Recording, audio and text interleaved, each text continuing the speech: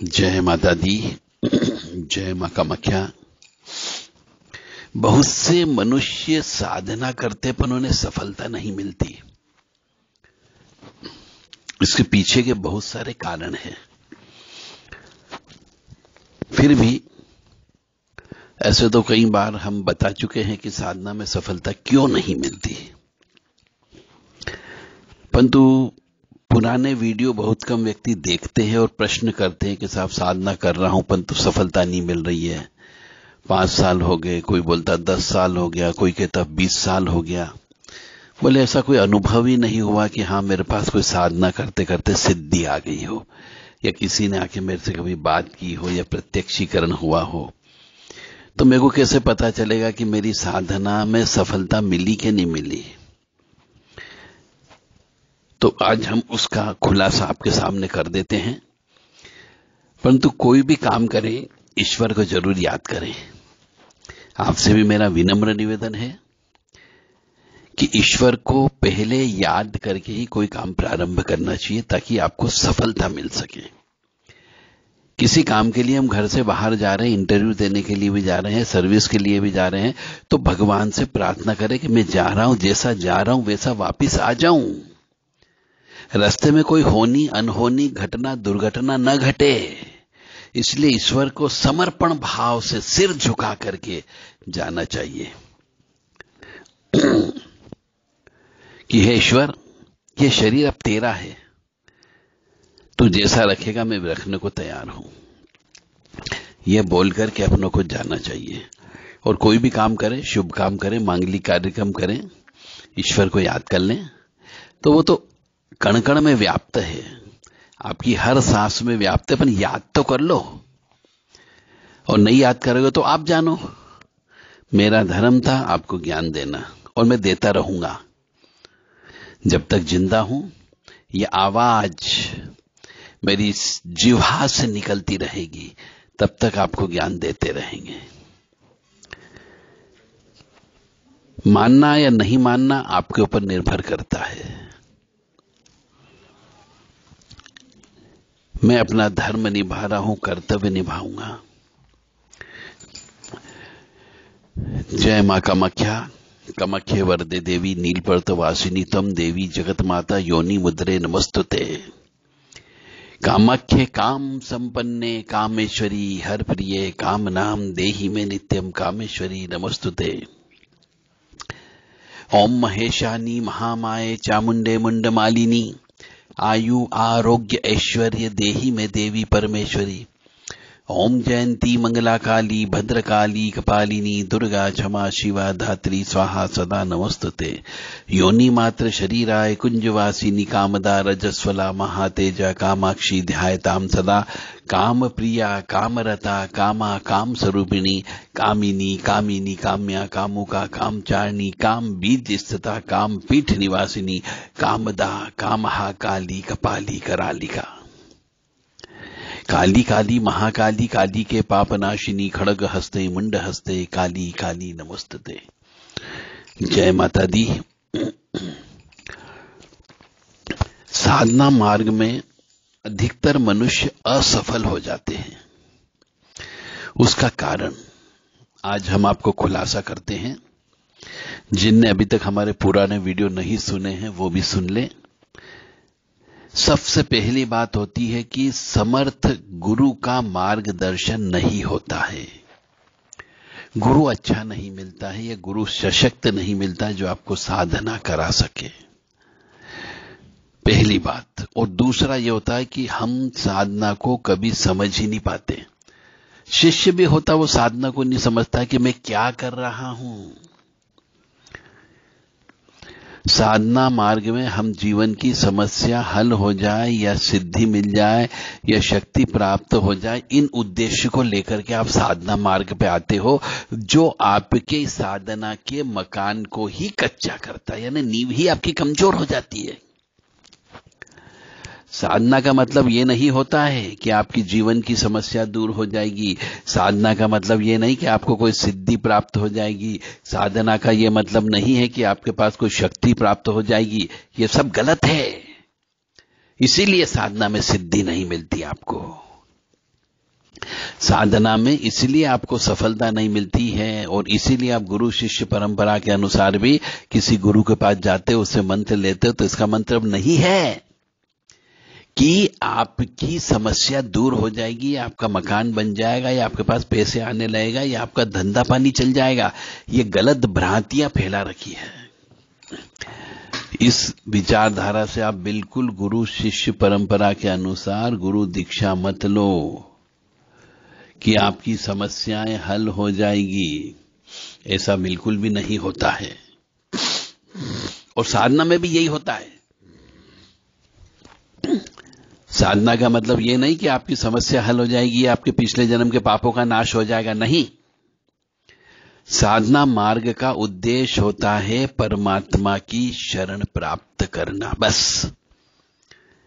पर अधिकतर मनुष्य क्या करते, 99% मनुष्य, मतलब 99% मनुष्य ये सोचते हैं कि साधना प्राप्त होने पर हमें शक्ति प्राप्त हो जाएगी, सिद्धि प्राप्त हो जाएगी, मेरी समस्या हल हो जाएगी, मैं दूसरों की समस्या हल कर सकूंगा। नहीं, गलत है।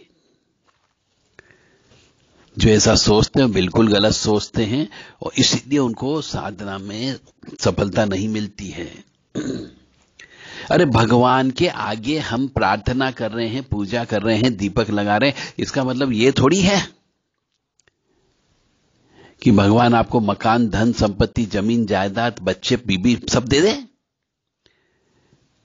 अरे पिछले जन्म में आप क्या पाप कर्म करके आए हो उस पर निर्भर करता है। पिछले जन्म में आप क्या पुण्य कर्म करके आए उस पर निर्भर करता है। पिछले जन्म में आप किसकी संपत्ति हड़प करके आए उस पर निर्भर करता है। पिछले जन्म में आपने किस किस की हाय ली, बद्दुआ ली, उस पर निर्भर करता है। तो भगवान की पूजन अर्चन जो आप करते हो, इसका मतलब ये थोड़ी है कि पिछले जन्म के पाप कट जाएंगे आपके, क्योंकि पिछले जन्म के पाप कर्म की वजह से ही मनुष्य दरिद्री होता है, और पिछले जन्म के पाप कर्म की वजह से ही मनुष्य की यहां लड़का पैदा नहीं होता है, और पिछले जन्म के पाप कर्मों की वजह से ही विवाह नहीं होता है, और पिछले जन्म के पाप कर्मों की वजह से मनुष्य पागल होता है। तो आप समझ गए होंगे कि साधना का मार्ग का केवल एक ही उद्देश्य होना चाहिए, परमात्मा की शरण में जाना, बस। तो आपको साधना में सिद्धि मिल सकती है, जिससे इस जीवन चक्र से मुक्ति मिल जाए। जो ओरिजिनल गुरु होगा, सच्चा गुरु होगा, वो यही कहेगा कि देखो साधना मार्ग में आ रहे हो तो इसका मतलब यह है कि आपको सिर्फ हम परमात्मा के नजदीक पहुंचा देंगे, परमात्मा की शरण में पहुंचा देंगे, परमात्मा के चरण कमल तक पहुंचा देंगे, जिससे आप इस आवागमन के चक्कर से मुक्त हो जाओगे।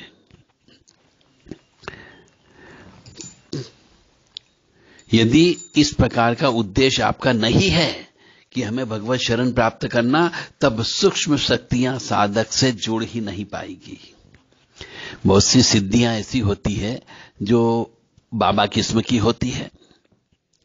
जो कोई साधु महात्मा रहा है, संत रहा है, उसकी आत्मा भी आपकी मदद करती है। यदि आप भगवत शरण की संकल्प ले ले तो वो भी आपको भगवान तक पहुंचाने में मदद करती है। यदि आपका यह उद्देश्य नहीं है तो सूक्ष्म शक्तियां भी आपसे नहीं जुड़ती। तो भगवान शिव जी ने जब तंत्र की रचना करी थी, उसमें प्रथम नियम ही यही था कि इसका ज्ञान गुरु शरण में जाकर ही प्राप्त होगा। कोई भी साधना करना हो, कोई भी सिद्धि लेना हो, कोई भी शक्ति प्राप्त करना हो, भगवत शरण में भी जाना हो, तो गुरु की शरण में जाना पड़ेगा, तो ही आप भगवत शरण में पहुंच सकते हो, अन्यथा भटकते रहोगे। परंतु आज के जमाने में, कलयुग में, इसका अर्थ का अनर्थ लगा लिया गया, और जिसको ज्ञान हो या नहीं हो भगवत शरण में ले जाने का, वो गुरु बन बैठे। और आ जाओ आप तो कभी भी गुरु दीक्षा ले लो, पैसे जमा करो और गुरु दीक्षा ले लो।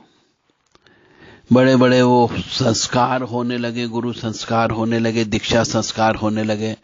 पेपर में छपने लगा, बड़े बड़े बैनर छपने लगे, विज्ञापन होने लगे, लाखों की भीड़ पहुंचने लग गई। तो फिर इसका मतलब यह है कि वो आपको भगवत शरण में नहीं ले जा सकता।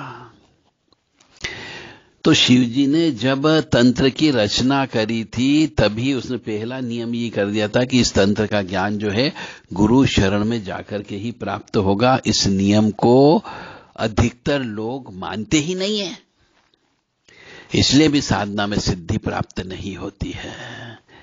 अरे यूट्यूब से मंत्र ले लिया, यूट्यूब से विधान सीख लिया और खो गए चालू। ऐसा नहीं होता है, मानो या न मानो ये बिल्कुल सत्य है। बिना गुरु के ज्ञान नहीं, इसलिए जब माता पार्वती को ज्ञान दिया था तो पहले भगवान शिव को गुरु रूप में माता ने धारण किया था। जब ये ज्ञान दिया तो मछली के गर्भ में थे मच्छेंद्र नाथ जी, उनने ये ज्ञान प्राप्त कर लिया था।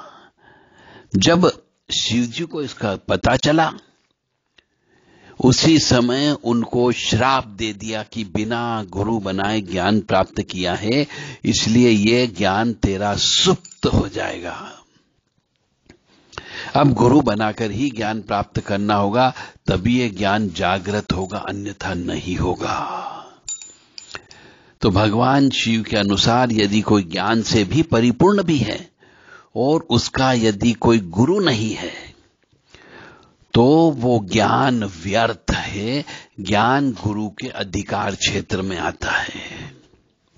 इस कारण से द्रोणाचार्य को एकलव्य का अंगूठा लेना पड़ा था। हम समझते हैं द्रोणाचार्य ने गलत किया, लेकिन हमें ज्ञान नहीं है कि किस प्रकार के नियमों से कार्य होते हैं। हमने संयम कुछ जाना समझा ही नहीं।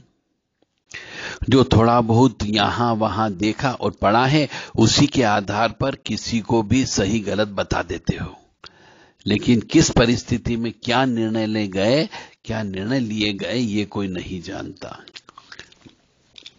इसलिए चाहे तंत्र की कोई भी साधना करो, चाहे छोटे से छोटे तंत्र की करो, चाहे वो 10 महाविद्या की करो, किसी की भी करो, बिना गुरु के तंत्र की सिद्धि नहीं हो सकती।